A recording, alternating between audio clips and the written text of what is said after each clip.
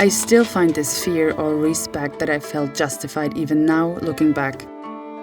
I can't cycle, I can just cycle in a fixed gear. We will keep on hitchhiking to Tabriz. One must never forget where they are or in which country they find themselves. You can hear me? Yeah, I can hear you. In a foreign land, a person needs the familiar. One tends to cling to the things they know.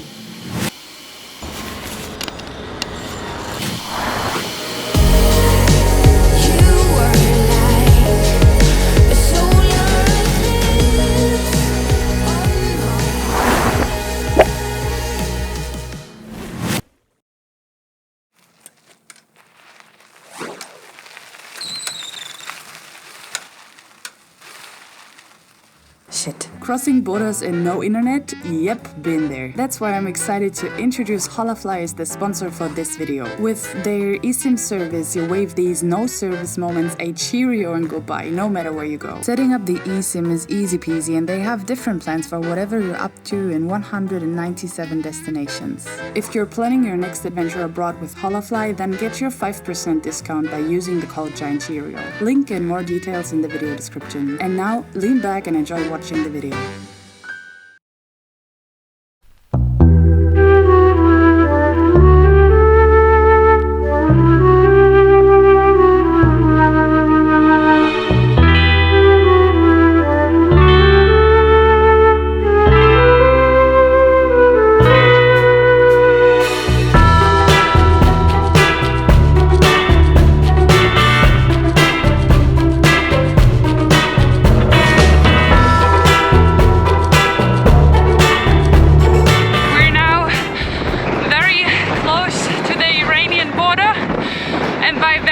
I mean very close. 10 more kilometers, a lot of headwinds, and then we'll cross the border.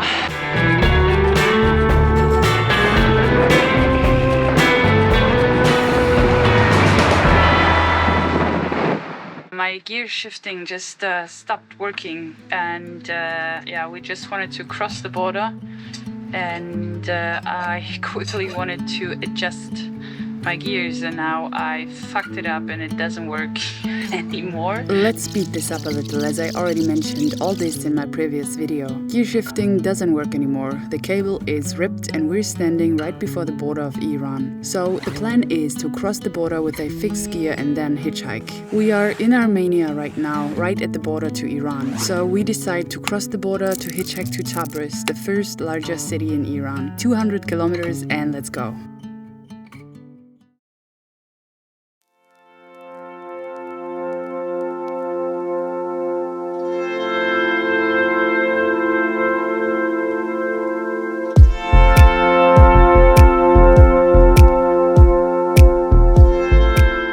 Rolling towards the border on my fixed gear, we set out on our journey. There's no footage from the border, but I can tell you this much. I was nervous. I wish I could say I approached the border with a different feeling, but it was more fear than anything else. Fear that we wouldn't get the dog across. Fear of the border itself. The sense of not belonging is overwhelming. Everything is different. Everything feels as foreign as it's ever been. In these days, I cling to my native language, something familiar in the midst of the unknown. Everything is so different that even this YouTube video will be slightly different to all the previous ones.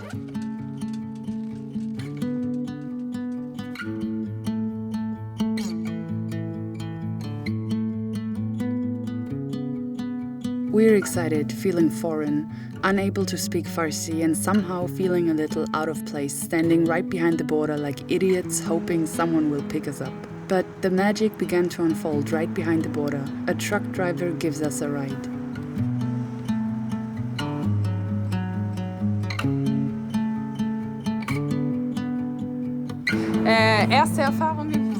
First experience in Iran, and we tried to hitchhike at the border. 2 trucks stopped, but seriously, they asked for a ridiculous amount of money. And then someone pulled over and simply took us with him, with Oscar.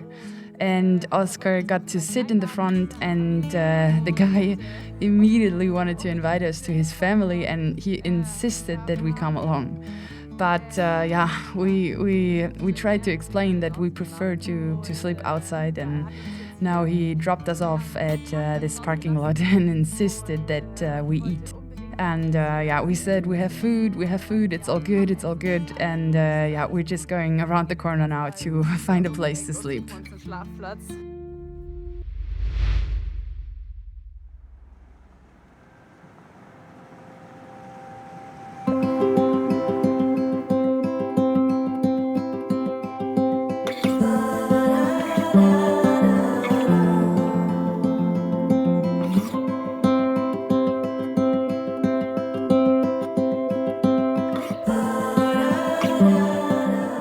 In the morning, we spent our first night in Iran.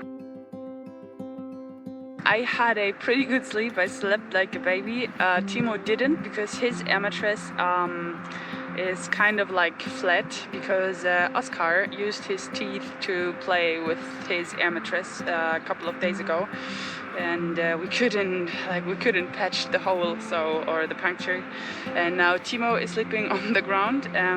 Anyway, we are really excited to start into this day.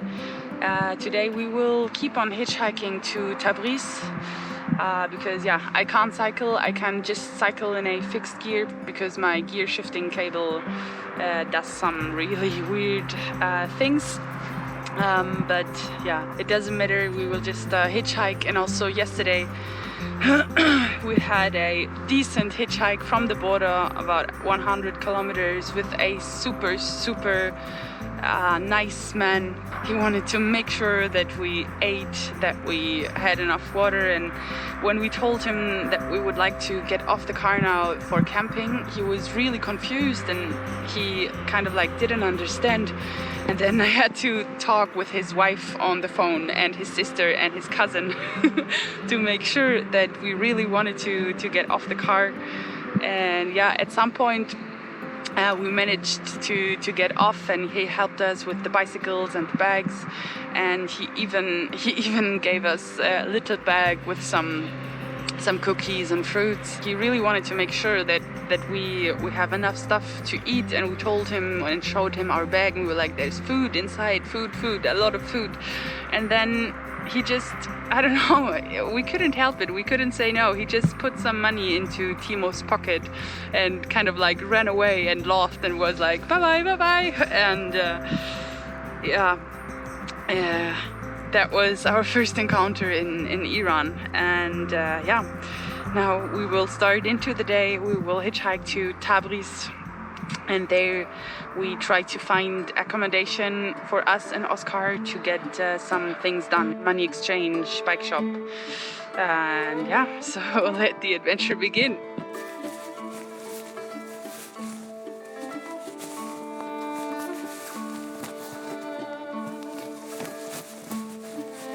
In Iran, there's a form of politeness called TAROF. You don't just accept things offered to you. You decline, at least 3 times. If the offer or gift is extended again, then you accept it. The truck driver handed us 200,000 riyals. That's roughly 40 cents. For him, this amount meant much more than it did for us. And we felt incredibly awkward keeping the money in the end. But that's how it went. Our hitchhiking journey continues, and it couldn't have gone better for us. I was so scared before we crossed the border, worried we couldn't get anywhere or that no one would pick us up. But all that fear was for nothing. Even on this morning, we didn't stand by the roadside for more than 5 minutes. It's somehow magical how incredibly helpful people are here.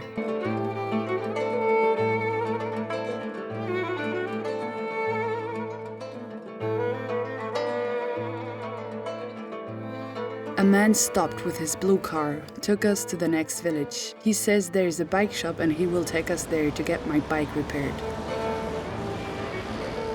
So we head there. I wait outside the bike shop with the dog. Again, there isn't much footage because I'm still not sure whom and what I'm allowed to film, so I filmed the dog. So we are back in the car. The gear cable couldn't be repaired, and now we're on our way to Tabriz. Same driver who originally just wanted to take us to the next town, but now we couldn't stop him from driving us all the way to Tabriz. That's another 80 kilometers, and he just drives us. And we've said, no, thank you, 180 times. We could continue hitchhiking, but he won't be deterred from driving us. With the bikes, with the dogs, with all our gear to Tabriz. We're really grateful and also a bit embarrassed because the man is now rearranging his whole schedule for us. But yeah, we're heading to Tabriz now, so here we go.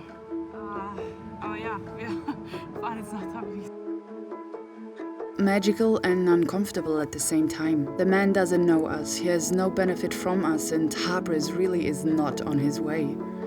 Why does he do this? Why this extraordinary hospitality? I find myself asking these questions more and more often. Magical and awkwardly touched is how I would describe my feeling in this situation.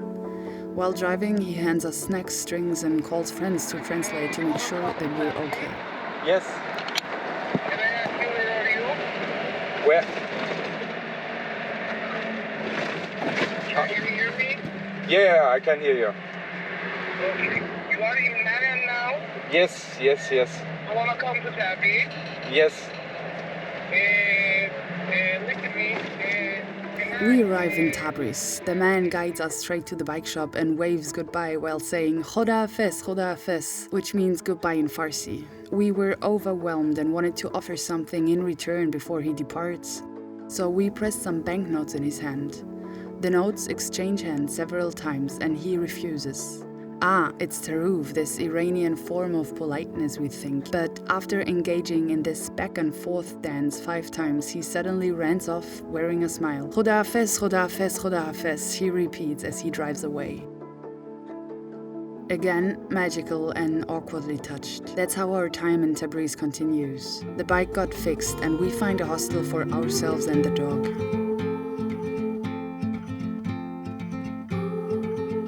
Magical encounters combined with a strange feeling on my part. I can't seem to relax. I feel so foreign despite all the kindness. I feel unsure. This isn't like me. I was constantly nervous, never sure if I was dressed right, if I was behaving correctly, if I was doing something wrong. You hear many stories about Iran, and on one hand I felt so welcomed, but on the other hand I was so afraid. The first 2 days, to be honest, I didn't dare to go out at all because everything was too much for me. I didn't know where to take the dog. So many noises, so many cars, so many people. And then with the hijab and the dog, then it's obvious that we're German potatoes, and that was all just too much for me. And I had like a half mental breakdown and I just wanted to lock myself in the hostel. But so many things were going on in my head and I absolutely didn't want to attract attention, but of course I do, or rather we do. And yeah, probably what I'm telling you right now doesn't make any sense, but yeah, a lot of things in my head don't make much sense right now either.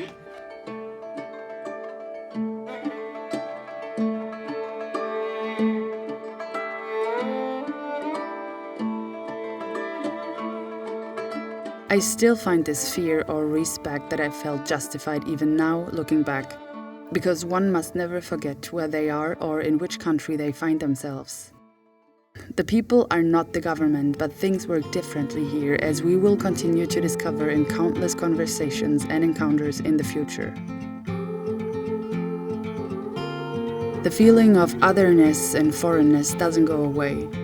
Conflicts and arguments arise between Timo and me as I'm truly changed, insecure, stuck in my ways, anxious. I don't really want to leave the hostel. I feel more alien than ever before.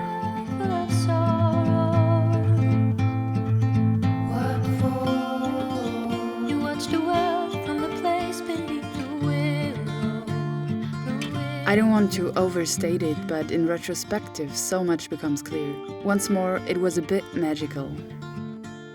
It feels as if our path had already been pre-planned. Let's just call it the good old Bikepacking Universe.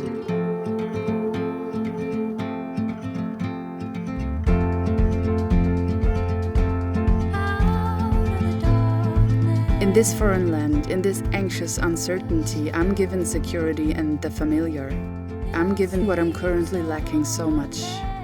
Points of reference, the familiar. One bike traveler after another arrives by coincidence.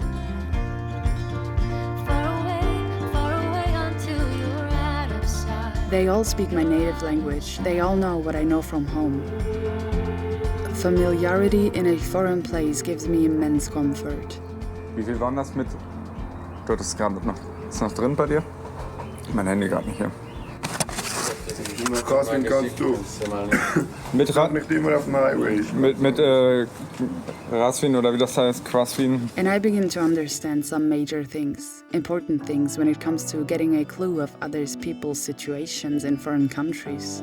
In a foreign land, a person needs the familiar. Even in a foreign place, one tends to cling to the things they know, their own mother tongue or familiar cultural aspects. It's actually obvious, but I had to experience it myself to understand some other aspects of life. So what do we do with all this talk of magic, foreignness and familiarity and the great uncertainty? What do you get when you cross 6 German and Swiss cyclists in Iran? This would probably be the start of a good joke. And that's exactly how our time began. 6 cyclists meeting in a hostel in Iran by coincidence. And then? Well, then a joke turns into an idea. An idea that probably changed all of our journeys quite a bit. An idea is born. We will share a small piece of the road.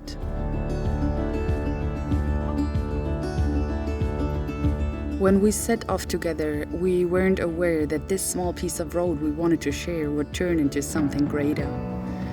Days turn into weeks, weeks turn into months, but that's a different story.